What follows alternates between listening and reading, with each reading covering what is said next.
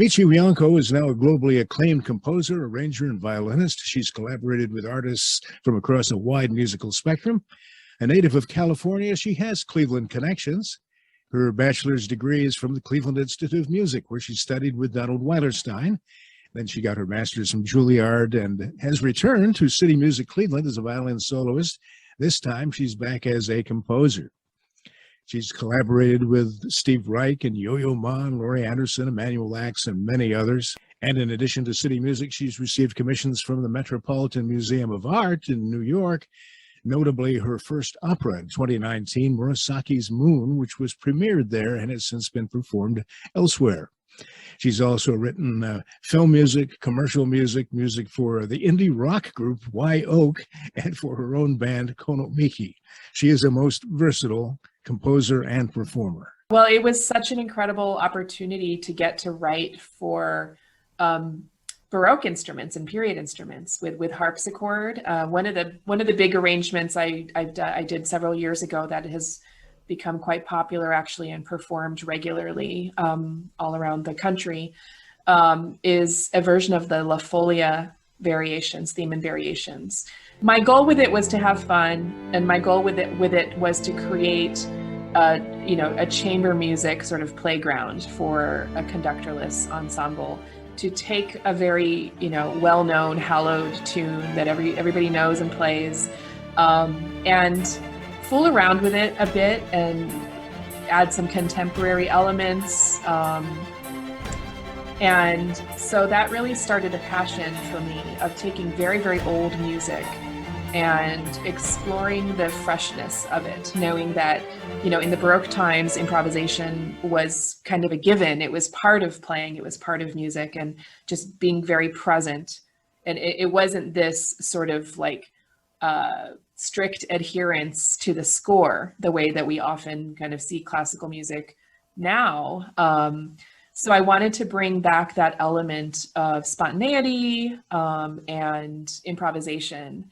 So having this opportunity to write, especially for harpsichord and for period instruments, I wanted to explore that again. So, but I did have a lot of fun combining elements of Baroque style with modern, I'm not going to say rock music, but I'll say non-classical music. The word fusion comes to mind. When you fusion. talk about combining jazz and rock or classical. I mean, you seem to be really getting into that, although you're working in different.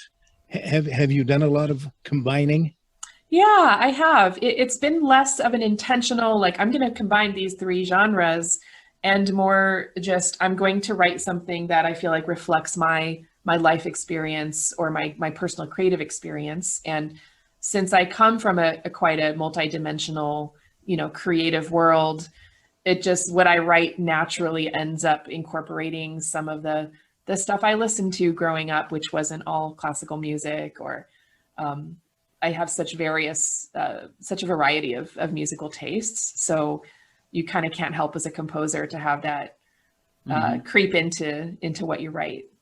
I've always been very passionate about improvisation, and not like I'm the world's greatest improviser by any means, but just the idea of creating something in real time that has freshness to it, that is really like watching somebody engage with the present moment. I think that's what's most exciting on stage. And I think it's also what's most exciting from an audience perspective, like just being present in the moment together.